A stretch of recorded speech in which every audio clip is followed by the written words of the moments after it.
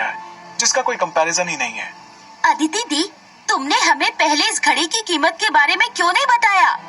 तुम जानबूझकर हमारी इंसल्ट करना चाहती थी ना? अदिति नहीं चाहती थी कि उसे फिर से कोई ब्लेम करे। तुम मुझे गलत मत समझो ईशा, मेरी कोई प्लानिंग नहीं थी। मुझे तो ये घड़ी देने का आइडिया लास्ट मौके पर आया। जब निखिल ने देखा मिस्टर रणवीर और नीरव बहुत हैप्पी मूड में थे, तो निखिल लगातार उससे नीरव से उसकी प्रमोशन की बात करने के लिए कहने लगा। By the way Nirav sir, आप और निखिल एक ही कंपनी में हैं। शायद आप उसके इमीडिएट सुपीरियर भी हैं और निखिल और मैं जल्द ही रिलेटिव बनने वाले हैं। इसलिए मेरी आपसे एक छोटी सी रिक्वेस्ट है और इसे आप मेरी एंगेजमेंट गिफ्ट भी समझ सकते हैं। या आप निखिल के प्रमोशन के बारे में थोड़ा देख लें। नीरव ने अपने हाथ में पकड़े वाइन को खत्म किया और रणवीर और आरव की तरफ देखकर बोले, निखिल अपने काम में बहुत ज्यादा अच्छा है, तो इस बार उसका प्रमोशन होने के काफी चांसेस हैं। ये सुनकर निखिल अपनी खुशी रोक नहीं पाया और उसने वाइन का ग्लास जल्दी से पिक कर लिया। आरव के चेहरे पर निखिल के लिए कोई खुशी नहीं थी। नीरव को ये कुछ अटपटा लग रहा था। Thank you so much sir, मेरे बारे में इतना सोचने के लिए। निखिल जल्दी से अद्वैत की तरफ मुड़ा और ग्रेटफुली उसके सामने अपना सिर झुका लिया। नीरव जी ने मुस्कुराते हुए हाँ में सिर हिला दिया।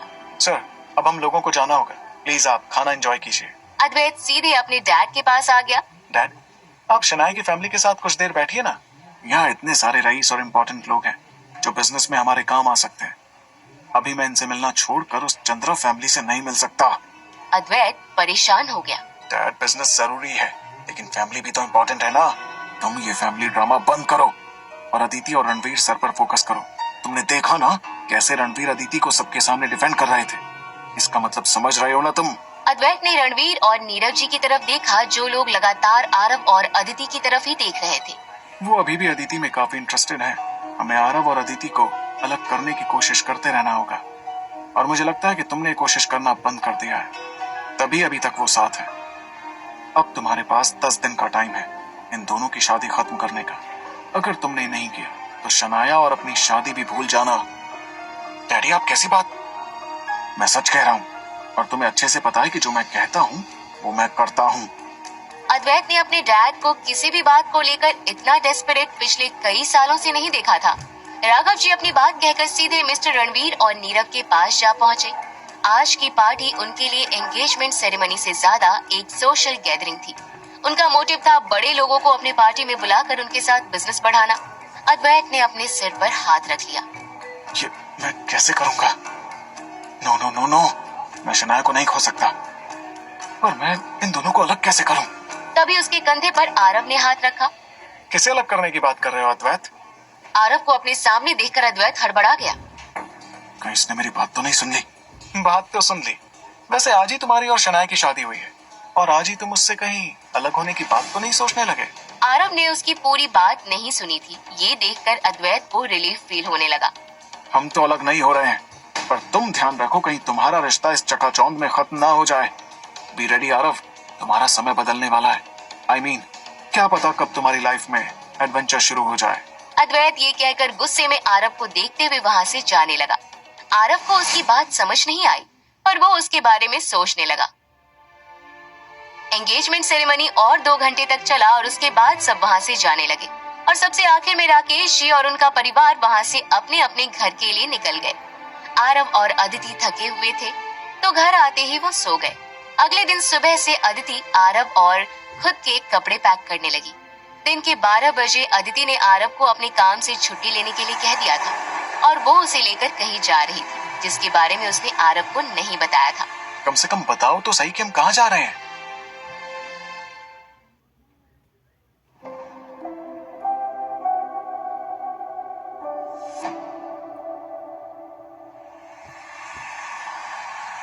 जब हम पहुंच जाएंगे तब तुम देख लेना।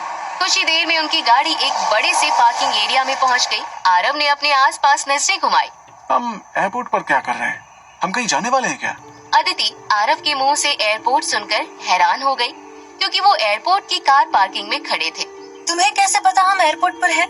तुम पहले भी यहाँ आए हो क्या? आरव को लगा जैसे उसने कोई गलत जवाब दे दिया था। वो पहले हमेशा ही एयरपोर्ट में ट्रैवल करता था, इसलिए उसे एयरपोर्ट के हर जगह के स्ट्रक्चर के बारे में पता था। वो कोई जवाब देता इसके पहले ही एक कार ठीक उनके पीछे आकर रुकी। उस कार से बीना जी, अद्वैत, शनाया और राकेश जी के साथ उतर रहे थे। अंकल आंटी, फ्लाइट का टाइम हो गया, हम लोगों को जल्दी अंदर जाना होगा। अद्वैत ने सारा सामान गाड़ी से निकाल लिया और एक सूटकेस लेकर अदिति के पास आ गया। थैंक्स अदिति, तुम और आरव फाइनली हमारे साथ सिंगापुर आने के लिए मान गए। एंड ट्रस्ट मी आरव, ये ट्रिप तुम कभी नहीं भूलोगे। आरव चंद्रा फैमिली के साथ अब्रॉड घूमने के लिए मना कर चुका था, पर अदिति उसे आज यहाँ लेकर आई थी। अद्वैत एयरपोर्ट के अंदर जाने लगा। शनाया अद्वैत का हाथ पकड़कर स्टाइल से चलते हुए अंदर की तरफ बढ़ गए।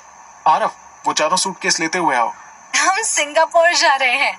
आरव, आई नो कि तुम अद्वैत के पैसों से कहीं नहीं जाना चाहते थे, मैं भी नहीं जाना चाहती थी, पर कल अद्वैत शनाया के साथ मेरे पास आया था और उसने मुझसे रिक्वेस्ट की कि मैं तुम्हें साथ आने के लिए मनाऊं। वो चाहता था कि हमारी पूरी फैमिली साथ घूमे, वरना वो ट्रिप कैंसिल कर देंगे। अदिति की बात सुनकर आरव को झटका लग रहा था। अद्वैत को मेरी इतनी फिक्र कब से होने लगी? कहीं इसके दिमाग में कुछ चल तो नहीं रहा? आरव ने बेमन से वो 4 सूटकेस उठा लिया और सिक्योरिटी चेक कर अंदर आ गया।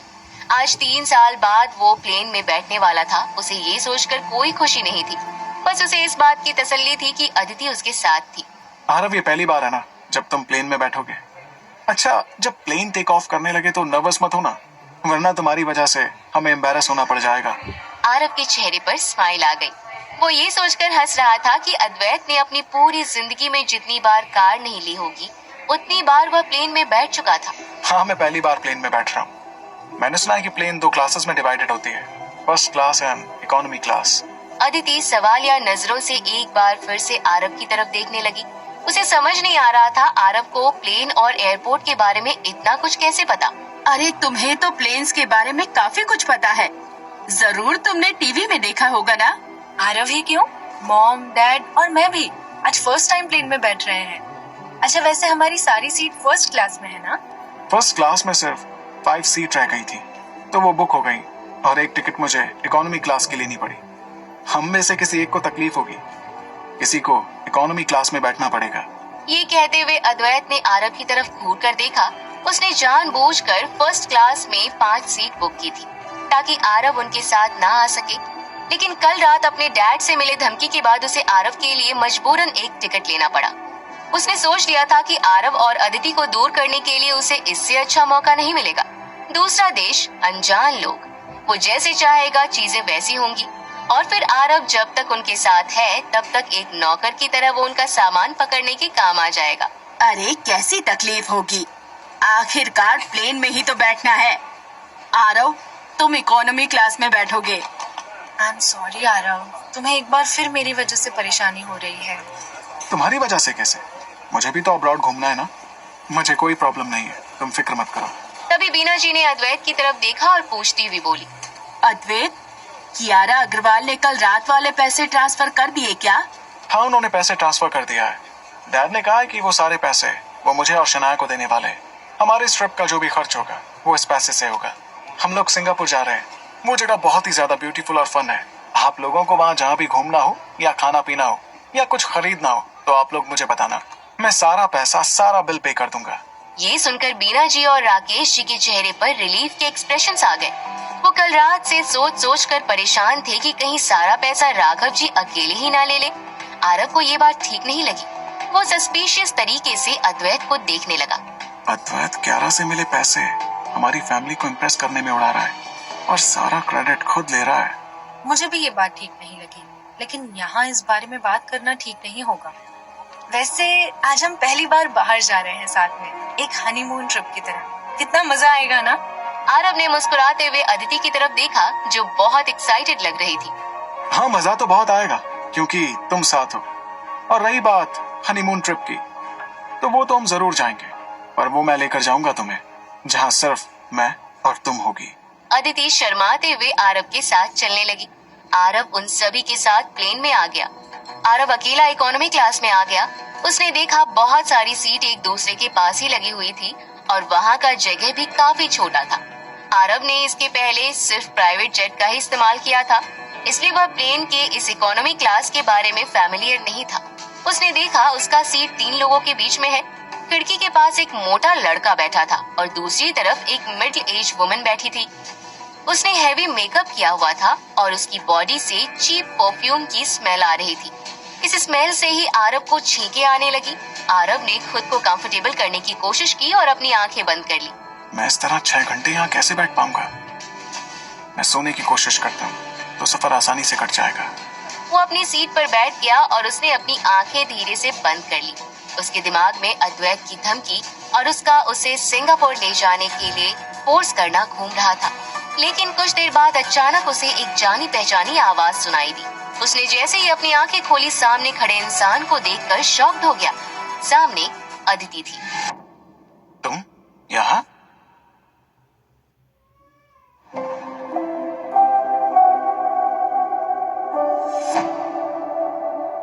मैंने सोचा हम इस ट्रिप को क्यों ना प्री हनीमून ट्रिप बना ले। तो हनीमून तो हनी के साथ ही मनाया जाता है, राइट? आरव पहले तो हैरान हुआ, फिर उसने मुस्कुराते हुए अपने सिर पर हाथ रख लिया। अदिति खिड़की के पास बैठे आदमी की तरफ मुड़ी। क्या आप मेरे साथ सीट एक्सचेंज कर सकते हैं? मेरी सीट फर्स्ट क्लास में है, वहाँ का स्पेस बहुत बड़ा है और कंफर्टेबल भी है। आरव के पास बैठे मोटे लड़के ने जैसे ही आरव और अदिति को देखा, उसके चेहरे पर बड़ी सी स्माइल आ गई। आप दोनों कपल है ना? मैं आपकी रिक्वेस्ट एक्सेप्ट कर लेता हूँ। मैं आपके साथ सीट एक्सचेंज कर सकता हूँ। मैम, आप थोड़ा हट जाइए ताकि मैं बाहर जा पाऊँ। उस लड़के ने उसके पास बैठी हुई मिडिल एज वुमन से रिक्वेस्ट की, जो अपनी जगह से हिलने को भी तैयार नहीं थी। मिडिल एज वुमन ने घूरते हुए अदिति को देखा। मैं क्यों अपनी जगह से हटूं? मैंने पैसे खर्च करके अपनी सीट ली है। मेरा जो मन करेगा वो मैं करूंगी। मुझे तुम फोर्स नहीं कर सकती। आरव को उस औरत का टोन अच्छा नहीं लगा। उसने नाखुश होकर कहा, मैम, हम आपको आपकी जगह से हटने के लिए नहीं कह रहे, बस आपको थोड़ी देर के लिए खड़ा होना है। ये कोई बड़ी बात नहीं है। मैं अपनी जगह से नहीं हटूंगी। अगर हटा सकते हो तो हटा लो। उस औरत की आवाज इतनी ऊंची थी कि आसपास बैठे लोग भी उनकी सीट की तरफ घूर कर देखने लगे। तभी फ्लाइट अटेंडेंट भी वहाँ पर जल्दी से आ गई। आप सब प्लीज अपनी सीट पर बैठ जाइए। फ्लाइट टेक ऑफ करने वाली है। अदिति, प्लीज तुम अपनी सीट पर जाकर बैठ जाओ। मैं यहाँ पर ठीक हूँ, मैं अकेला बैठ जाऊंगा। तुम प्लीज परेशान मत हो। अदिति की पूरी फैमिली साथ में वेकेशन पर आई थी और अदिति ने ही जिद कर आरव को यहाँ पर आने के लिए कहा था। और अब इस तरह उसे अकेले इकोनॉमी क्लास में छोड़ने का मन नहीं था। उसने मिडिल एज औरत की तरफ देखते हुए एक आखिरी कोशिश कर कहा, आप मेरी जगह पर फर्स्ट क्लास केबिन में जा सकती हैं। वहाँ पर मेरी सीट विंडो के पास भी है। ये सुनते ही वो औरत जल्दी से अपनी सीट बेल्ट खोलकर खड़ी हो गई। अब जब तुम मुझसे इतना रिक्वेस्ट कर ही रही हो तो ठीक है, मैं तुमसे सीट एक्सचेंज करने के लिए रेडी हूँ।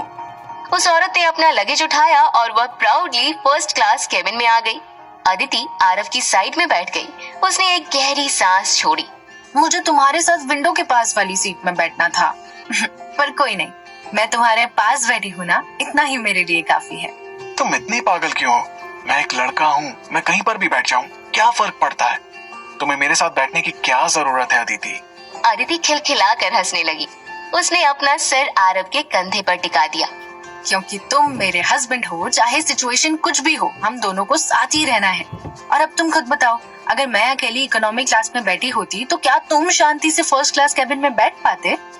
आरव ने अदिति के माथे पर प्यार से किस कर दिया और उसकी आंखों में देखते हुए बोला, don't worry Aditi, I promise कि जल्दी दुनिया की सारी बेस्ट चीज तुम्हारे कदमों में लाकर रख दूंगा। तुम्हें हमेशा दुनिया की सारी खुशियां दूंगा। ये पहली बार था जब अदिति एक प्लेन में बैठी थी, इसलिए वो नर्वस थी। जब प्लेन टेक ऑफ करने लगा तो ग्रेविटी लॉस की फीलिंग उसे होने लगी। उसने जोर से आरव का हाथ थाम लिया। आरव ने मुस्कुराते हुए उसके हाथ को रब किया। डियर, तुम घबराओ मत, कुछ देर में प्लेन स्टेबल हो जाएगा। कुछ देर में हवाई जहाज आसमान में था और अब अदिति भी रिलैक्स होकर बैठ गई थी। आरव, हम कब तक अपने डेस्टिनेशन पर पहुँचेंगे? 6 घंटे बाद। और तब तक हम क्या करेंगे? आरव और अदिति खुद में मग्न थे। उन्हें नहीं पता था कि उनके सामने दो आंखें ऐसी थी जो छुपकर उन्हें ही देख रही थी। टाइम काटने का सबसे आसान तरीका है कि सो जाओ, क्योंकि सोने के साथ ही हम फ्रेश फील करने लगते हैं और हमारा टाइम पास भी इजीली हो जाता है। अदिति उदास हो गई। पर मुझे तो नींद भी नहीं आ रही है, तो मैं क्या करूं? तो हम बातें कर सकते हैं। वो दोनों बातें करने लगे। उनके पास में बैठा हुआ लड़का आलू के चिप्स खा रहा था, जिसकी आवाज उनके कानों तक आ रही थी। उसे देखकर अदिति को भी स्नैक्स खाने का मन होने लगा। आरव, मुझे भी स्नैक्स खानी है। आरव हंसने लगा। पर तुम्हें तो मुझे सरप्राइज देना था और तुमने मुझे बताया नहीं कि हमें आज ही निकलना है, तो चिप्स तो मैंने लिए ही नहीं। अच्छा ठीक है, अब तुम जाओ और जल्दी से उस लड़के से मेरे लिए स्नैक्स खरीद कर लेकर आओ। हेलो ब्रदर, आपके पास चिप्स के एक्स्ट्रा पैकेट्स हैं क्या? मैं आपसे 2 चिप्स के पैकेट लेना चाहता हूँ। मोटे लड़के ने आरव और अदिति की तरफ देखा। उसके चेहरे पर बड़ी सी मुस्कुराहट आ गई। आपको चिप्स खरीदने की जरूरत नहीं है, मैं अपने साथ बहुत सारे स्नैक्स लाया हूँ। आप बताओ आपको क्या खाना है? Potato chips, dry fruits, cookies, chocolates? आप मुझे पोटैटो चिप्स दे दीजिए, हम आपको पैसे थोड़ी देर में दे देंगे। पैसे की कोई जरूरत नहीं है, आप बस मुझे अपना दोस्त समझकर ये चिप्स ले लीजिए। आरव ने 2 चिप्स का पैकेट लेकर अदिति को दे दिया। आरव को वो लड़का बहुत अच्छा लगा था। आरव और अदिति वो स्नैक्स खाने लगे। उन्होंने अपनी आंखें बंद की और कुछ देर तक सोने की कोशिश करने लगे। अदिति आराम से सो सके इसलिए आरव ने उन दोनों के बीच का आर्मरेस्ट भी हटा दिया और अदिति को अपने बॉडी के करीब खींच लिया। 2 घंटे बाद प्लेन अचानक से जोरों से हिलने लगा। अदिति और बाकी के पैसेंजर्स नींद से जाग गए। एक फ्लाइट अटेंडेंट भागती हुई वहां पर आई। आप सब लोग प्लीज पैनिक मत कीजिए, बाहर हवा में कोई प्रॉब्लम है, ये प्लेन कुछ देर में स्टेबल हो जाएगा। प्लेन लगातार बहुत जोरों से कांप रही थी और इस वजह से अंदर बैठे लोग घबराहट से आपस में बातें करने लगे थे। अदिति जो आज पहली बार प्लेन में बैठी थी, उसने आरव को जोर से हग कर लिया। उसके चेहरे का रंग उड़ गया था। आरव, हमें कुछ होगा तो नहीं ना? मैंने ऐसी बहुत सी न्यूज देखी है जहाँ पर प्लेन क्रैश होने की वजह से डेथ हो जाती है। आरव ने अदिति के कंधे को थपथपाते हुए उसे कंफर्टेबल करने की कोशिश की। आप सभी प्लीज शांत होकर बैठ जाइए और अपना सेफ्टी बेल्ट पहन लीजिए। कुछ देर में प्लेन स्टेबल हो गई।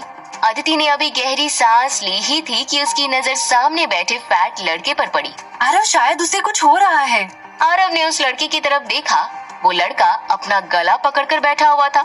उसका चेहरा पूरी तरह से लाल हो गया था और उसे देखकर ऐसा लग रहा था जैसे वो सफोकेट हो रहा हो।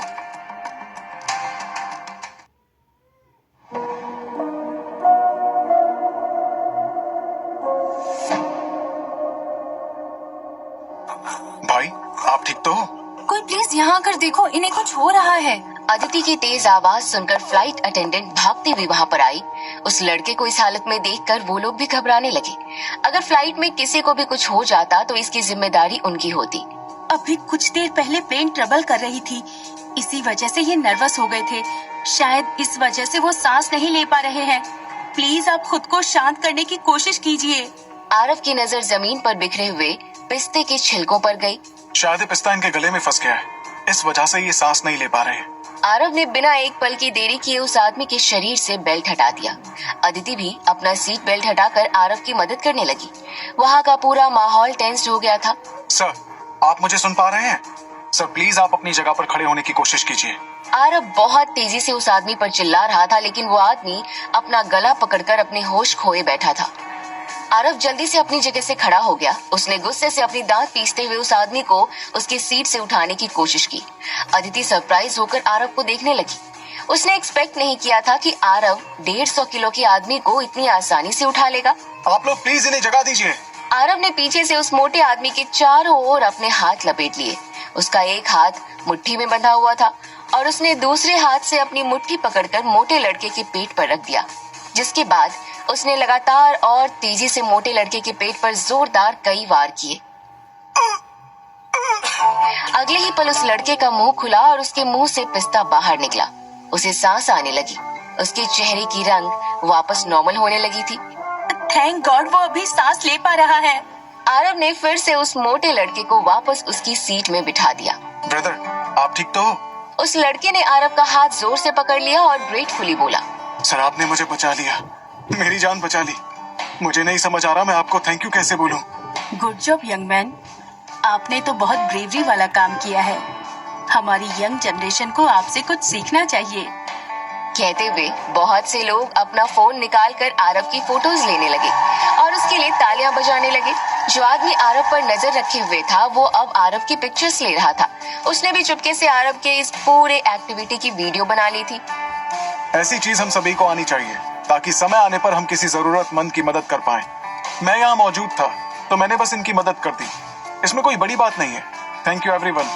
अदिति को आरव ऐसे देख रही थी जैसे कोई अनजान आदमी उसके सामने खड़ा हो।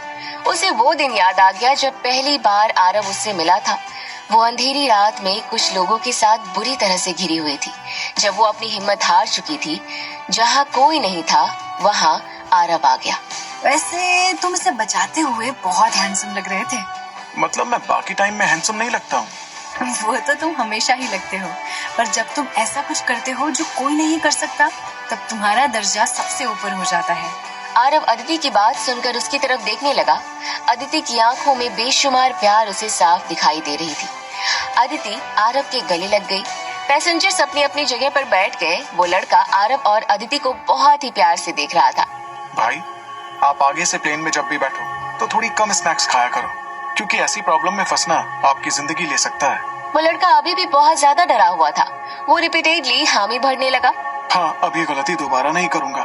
मुझे सबक मिल गया है। थैंक यू भाई, आज आप नहीं होते तो मैं बच नहीं पाता। आरव ने टाइम देखा। उनकी प्लेन सिंगापुर पहुंचने ही वाली थी। आरव, लेकिन तुमने उसे बचाया कैसे? ये एक टेक्निक है, हाइमलिक मैन्यूवर। अगर किसी के गले में कोई खाना फंस जाता है और उसे सांस नहीं आ रही होती है, तो हम ये टेक्निक यूज कर उसे बचा सकते हैं। मैंने पहले एक वीडियो देखा था और तब से मैं ये जानता हूँ। आरव ने झूठ कहा था। उसे यह तकनीक अपनी अंबानी फैमिली में रहते हुए सीखने को मिली थी। इस तकनीक के अलावा उसे आर्टिफिशियल रेस्पिरेशन करना भी आता था। टूटी हड्डियों में बैंडेज करना भी आता था। उसे इस तरह की फर्स्ट एड ट्रीटमेंट्स आती थी क्योंकि उसने बहुत सारी स्किल सीखी हुई थी। आर्टिफिशियल रेस्पिरेशन उसने अपनी स्विमिंग और डाइविंग के दौरान सीखा था। रॉक क्लाइंबिंग करने के दौरान उसके डॉक्टर ने उसे बैंडेज करना सिखाया था क्योंकि वो हमेशा गिरता पड़ता रहता था और उसे चोटें आती रहती थी। उसके कॉम्बैट टीचर ने उसे बोन्स को डिसलोकेट करना सिखाया था। आरव, अगर तुम्हें टाइम मिले तो तुम मुझे भी ये सिखा देना। क्या पता ये आगे फिर कभी मेरे काम आ जाए। आरव ने हाँ में सिर हिलाकर श्योर कहा। 1 घंटे बाद प्लेन सिंगापुर के एयरपोर्ट में लैंड कर गई थी। आरव और अदिति थोड़ी देर से प्लेन से बाहर निकले। वो मोटा लड़का कॉन्टिन्यूअसली आरव को ग्रेटिट्यूड शो कर रहा था। उसने आरव को अपना एड्रेस दिया और सिंगापुर में कोई काम हो या उसे जरूरत पड़े तो उसने जरूर मिलने को कहा और फिर वो वहां से चला गया। मुस्कुराते हुए हाथों में हाथ डाले वो लोग जैसे ही बाहर आए, बीना जी की तेज आवाज आरव के कानों में गूंज उठी। तुम लोगों को बाहर आने में इतनी देर कैसे हो गई? आरव, तुम जानबूझकर देर से आए हो ना, ताकि तुम्हें हमारा लगेज ना उठाना पड़े। नहीं मॉम, वो एक्चुअली हमारे कैबिन में आरव ने एक पैसेंजर की जान बचाई तो हमें निकलते हुए देर हो गई। जो खुद को नहीं बचा सकता उसने जान। तुम मजाक क्यों कर रही हो अदिति? नहीं, सच में एक लड़के के गले में कुछ फंस गया था और वो सांस नहीं ले पा रहा था, तो आरव ने उसके गले में फंसा हुआ पिस्ता निकालने में मदद की और उसकी जान बचाई। तो इसीलिए फ्लाइट अटेंडेंट ने हमें लास्ट तक रोक कर रखा था। अच्छा, तो मतलब तुम्हें हीरो बनना था? तुमने सोचा है तुम्हारे हीरो बनने के चक्कर में अगर उस लड़के को कुछ हो जाता फिर क्या होता? अगर उसे बचाते हुए उसे कुछ हो जाता तो उसके मरने का सारा इल्जाम तुम पर आता और तुम्हें बचाते हुए हम फंस जाते। आज के बाद कहीं पर भी ओवर स्मार्ट बनने की जरूरत नहीं है आरव। तुम कुछ भी करोगे मुझसे पूछ कर करोगे। बिना मुझसे पूछे तुम किसी भी अनजान आदमी से नहीं मिलोगे, वरना मेरे पास इतने पैसे नहीं है कि मैं तुम्हें बचाती फिरूं। निहाल सिंह मुझे क्यों कॉल कर रहा है? निहाल सिंह का कॉल आना कोई नॉर्मल बात नहीं थी क्योंकि वो बिना आरव के परमिशन के उसे कॉल नहीं कर सकता था। आरव के माथे पर शिकन दिखाई देने लगी।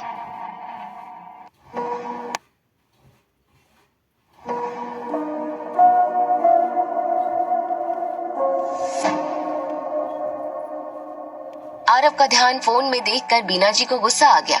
उन्होंने आरव का फोन उसके हाथ से छीन लिया और उसे साइलेंट करते हुए आरव को घूर कर देखने लगी। अब ये चारों सूटकेस उठाओ और बाहर ले चलो, बाद में फोन चला लेना। अद्वैत मुस्कुराकर स्टाइल से चलते हुए एयरपोर्ट के बाहर की तरफ बढ़ गया। आरव ने भी जैसे तैसे चारों सूटकेस को पकड़ लिया। वो बीना जी और शनाया के सूटकेस थे, वो काफी भारी थे। अदिति उसकी हेल्प करने आई तो आरव ने उसे रोक दिया और जैसे तैसे घसीटते हुए उन्हें बाहर लेकर आ गया। सामने 2 कैब खड़ी थी। आरव ने एक कैब में सारे सूटकेस रख दिए और बीना जी और राकेश जी उसमें बैठकर होटल के लिए निकल गए। दूसरे कैब में बाकी के सभी लोग बैठ गए। आरव ड्राइवर के पास वाली सीट पर अकेले बैठा था और बाकी के तीनों पीछे वाली सीट पर आराम से बैठे बातें कर रहे थे। उन्हें देखकर आरव को थोड़ा लोनली फील होने लगा। उनके बैठते ही ड्राइवर ने मुस्कुराते हुए पूछा, क्या आप लोग टूरिस्ट हैं? अगर आप लोगों को शॉपिंग करना हो या कुछ फेमस खाना हो तो मैं आप लोगों को वहां ले जा सकता हूँ। मैं यहाँ का चप्पा चप्पा जानता हूँ। हाँ, आप चप्पा चप्पा भी जानते हैं और ये भी जानते होंगे कि टूरिस्ट से पैसे कैसे लूटना है। आप चुपचाप हमें हमारे डेस्टिनेशन तक छोड़ दीजिए, बाकी काम खुद ही देख लेंगे। ड्राइवर का चेहरा इमीडिएटली उतर गया। पूरे रास्ते ड्राइवर ने एक भी शब्द नहीं कहा। आरव को उसके लिए बुरा लग रहा था। वो जानता था कि टूरिस्ट से ड्राइवर्स पैसे लेते हैं, पर इस तरह डायरेक्टली उसके मुंह पर ये बात नहीं कहनी चाहिए थी। उन्हें उनके डेस्टिनेशन तक पहुंचाने के बाद ड्राइवर ने बताया कि उनके टोटल $78 हुए हैं। अद्वैत ने पहले ही इंडियन करेंसी को डॉलर में कन्वर्ट कर लिया था। उसने ड्राइवर को पैसे दिए। बाकी का चेंज तुम रख लेना। आरव, अदिति और शनाया कैब से बाहर निकल गए। आरव पहले भी सिंगापुर आ चुका था, इसलिए उसे कोई एक्साइटमेंट नहीं थी, पर वो खुश था कि फाइनली 3 साल बाद वो इंडिया से बाहर आ पाया था। अदिति आरव का हाथ पकड़े हुए अपने चारों तरफ के बड़े बड़े बिल्डिंग्स और दूर तक जाती साफ सड़कों को देख रही थी। अपने आसपास लोगों की इतनी हलचल देखकर शनाया बहुत ही ज्यादा एक्साइटेड थी। अब हम कहाँ जाने वाले हैं? तुम लोग मेरे साथ आओ। हम लोग सबसे पहले यहाँ के मॉल में जाएंगे, फिर थोड़ा अंधेरा हो जाएगा, तब हम यहाँ की स्ट्रीट में घूमेंगे। अद्वैत अपनी बात कहते हुए सड़क पार दूसरी तरफ जाने लगा। अद्वैत अपने फोन में सिंगापुर के बेस्ट प्लेस सर्च कर रहा था, क्योंकि उसे सिंगापुर के बारे में ज्यादा कुछ पता नहीं था। उसने जो भी इंफॉर्मेशन कलेक्ट की थी वो इंटरनेट के जरिए से ही की थी। अद्वैत को इतना केयरलेस होकर चलते हुए देखकर आरव ने उसे रोका। इस तरह रोड पर चलते हुए फोन मत करो उसे, वरना हमें फाइन देना पड़ सकता है। यहाँ के रूल्स बहुत स्ट्रिक्ट हैं। अद्वैत ने आरव को घूर कर देखा। कभी मनाली के बाहर गए नहीं होंगे, पर ज्ञान जरूर देना है। तुम मुझे मत सिखाओ कि यहाँ कैसे चलना है। अदिति का हाथ पकड़ के चलो, कहीं वो इस भीड़ में छूट ना जाए। आरव को अद्वैत की टोन समझ नहीं आ रही थी, पर अब वो समझ गया था कि अद्वैत जरूर कुछ प्लान कर रहा था। उसने अदिति की तरफ देखा जो परेशानी से उसे ही देख रही थी। उसने अदिति का हाथ पकड़ लिया। वो लोग अद्वैत के पीछे एक मॉल में आ गए। ये मॉल सिंगापुर की बेस्ट जगह में से एक था। वहाँ पर बहुत सारी लग्जरी ब्रांड की चीजें रखी हुई थी, जो मनाली के किसी भी मॉल से कहीं गुना ज्यादा मैग्निफिसेंट थी। शनाया एक्साइटेड होकर अदिति का हाथ पकड़कर अंदर चली गई। आरव को किसी सामान में कोई इंटरेस्ट नहीं था। उसने अपना फोन निकाल लिया। तभी उसे याद आया कि निहाल सिंह ने उसे कॉल किया था। उसने निहाल सिंह को कॉल घुमा दिया। 2 रिंग में कॉल पिक हो गई। सर, आई एम सॉरी, मैंने बिना आपकी परमिशन के आपको कॉल किया। वो एक्चुअली बात कुछ अर्जेंट थी। सर, वो ईस्टर्न इंडिया में अपनी ट्रांसपोर्टेशन से रिलेटेड एक बहुत इंपॉर्टेंट डिसीजन लेना है, और मुझे ऑर्डर मिला है कि मैं इसकी अप्रूवल आपसे लूं। इसमें मुझे क्या करना होगा? आपको 2 घंटे के लिए मनाली में एक छोटी सी मीटिंग अटेंड करनी होगी, जिसमें सीएम और ट्रांसपोर्ट मिनिस्टर होंगे। तो मिनिस्टर्स मीटिंग के लिए अवेलेबल हैं। बस आपकी हामी की जरूरत है। ये डिसीजन हमें थोड़ा जल्दी लेना होगा, थोड़ा क्रूशल है। मैं भी आउट ऑफ कंट्री आया हूँ, मैं देखता हूँ, वापस आने के बाद बात करते हैं। Okay sir. आरव ने कॉल कट कर दिया था। सर, आउट ऑफ कंट्री क्या कर रहे हैं? आई होप वो सेफ हो। कॉल खत्म करने के बाद आरव थोड़ा परेशान हो गया था, क्योंकि उसे ये बात पता थी कि मिनिस्टर के साथ मीटिंग बहुत क्रूशियल टाइमिंग में होती थी। जब बिजनेस में बहुत बड़े बड़े डिसीजंस लेने होते थे, तब ये मीटिंग रखी जाती थी, और अगर आरव के लिए ऊपर से ऑर्डर आया था तो वो ये मीटिंग स्किप नहीं कर सकता था। आरव इस बारे में सोचते हुए फैशन स्टोर में आ गया, जहाँ अदिति थी, और उन्हें देखने लगा। अदिति दी, यहाँ के लोगों का फैशन स्टाइल और टेस्ट कितना ज्यादा अच्छा है ना। ये लोग मनाली के लोगों से तो बिल्कुल अलग है। और वो देखो, बैग का स्टोर कितना प्यारा है। हम वहीं चलकर बैग्स देखते हैं।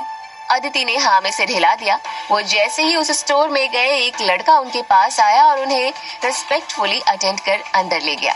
अंदर आकर शनाया ने एक व्हाइट कलर का हैंडबैग उठा लिया। अदिति दी, आप इस बैग को देखो ना, कितना अच्छा लग रहा है। आप एक बार इसे पहन कर तो देखो। Your taste is really nice. It is matching your temperament. Aditi ने उस बैग को देखा और कैजुअली पूछते हुए बोली, इसका प्राइस क्या है? $45,000। इतना ज्यादा? अदिति के पास कुछ अच्छे ब्रांड्स की बैग थी, पर उसने कभी भी 10,000 से ज्यादा की बैग नहीं ली थी। वो इतनी महंगी बैग नहीं ले सकती थी। ये मुझे कोई खास पसंद नहीं है शनाया, हम कुछ और देखते हैं। आरव सामने सोफे पर बैठकर कैंडी क्रश खेल रहा था और अदिति को देख भी रहा था। वो समझ गया कि प्राइस की वजह से अदिति ने उस बैग को ना कहा था। शनाया ने एक ग्रीन कलर का बैग उठा लिया। ये बहुत प्यारा लग रहा है ना अद्वैत? अदिति दी, ये कहती हुई शनाया ने वो बैग अपने कंधे पर लटका लिया और सामने लगे मिरर में पोजेस देने लगी। It cost $1 lakh. अदिति तो इस बार शॉक्ड होने से खुद को रोक नहीं पाई। शनाया, ये बहुत महंगा है, तुम्हें सच में ये लेना है? क्यों दी? ये अच्छी नहीं है क्या? ऐसी बात नहीं है, मगर इतने पैसे सिर्फ एक बैग के लिए खर्च करना ठीक नहीं है। ये पैसे तुम्हारे और अद्वैत के काम आएंगे।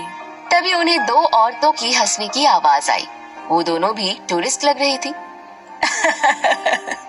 ऐसे दो कौड़ी के लोग ऐसे ही होते हैं, दिखाते बहुत अमीर है खुद को, पर होते दो कौड़ी के ही हैं। एक छोटा सा सामान भी अफोर्ड नहीं कर सकते। आवाज सुनकर आरव भी फोन बंद कर उनकी तरफ देखने लगा। शनाया ने अपनी आईब्रोज अप की और तेज कदमों से उनके सामने गई। दो कौड़ी के लोग किसे कहा तुमने? ब्लैक सूट पहनी औरत शनाया की तरफ मुड़ी और शनाया को घूरते हुए देखकर बोली, मैंने तुम्हें कुछ नहीं कहा, जाओ और अपना काम करो। मैंने खुद अपने कानों से सुना है, तुम हमें ही कह रही थी कि हम ये अफोर्ड नहीं कर सकते। मैं भला तुमसे ये क्यों कहूंगी? फिर भी मान लो कि अगर मैंने ऐसा कहा भी है तो क्या गलत कहा? अगर तुम खरीद सकती हो तो खरीद के दिखाओ, मैं जरूर खरीदूंगी। वो फौरन अद्वैत की तरफ मुड़ी। अद्वैत भी इस तरह शनाया की सबके सामने इंसल्ट नहीं होने देना चाहता था। आप इस बैग को काउंटर में भेज दीजिए, मैं इसे खरीदूंगी। अद्वैत ने अपना कार्ड निकाल लिया और उन दो लोकल औरतों को घूरते हुए देखने लगा। असिस्टेंट ने अद्वैत का कार्ड ले लिया। तभी शनाया एटीट्यूड से उसे रोकते हुए बोली, आप एक काम कीजिए, आप ये बैग भी पैक कर दीजिए। शनाया ने पहले पसंद किया हुआ व्हाइट बैग भी असिस्टेंट की तरफ दे दिया। अदिति को एम्बैरेस फील हो रहा था। वो अद्वैत और शनाया के पैसे अपने ऊपर खर्च नहीं करना चाहती थी। आरव समझ रहा था कि अदिति वो बैग नहीं लेना चाहती है, पर शनाया की जिद के आगे वो कुछ नहीं कर सकते थे। इसकी कोई जरूरत नहीं है, मुझे ये बैग नहीं चाहिए। अदिति दी, अद्वैत ने आपको गिफ्ट दिया है, आप ले लीजिए ना। अदिति के पास ना करने का ऑप्शन ही नहीं था। एक ही झटके में अद्वैत और शनाया ने बिना सोचे समझे $1.5 लाख खर्च कर दिए थे और उनके माथे पर शिकन भी नहीं थी। ये तो कुछ भी नहीं है। मेरे पास इतने पैसे हैं कि अगर मैं चाहूँ तो अभी इसी वक्त इस पूरे स्टोर को खरीद सकता हूँ। अद्वैत का ये शो ऑफ करना आरव और अदिति दोनों को परेशान कर रहा था। उन लोगों ने वो बैग लिया और फिर शनाया प्राउडली उस औरत के पास जाकर बोली, क्या अभी भी तुम हमें दो कौड़ी की कह सकती हो?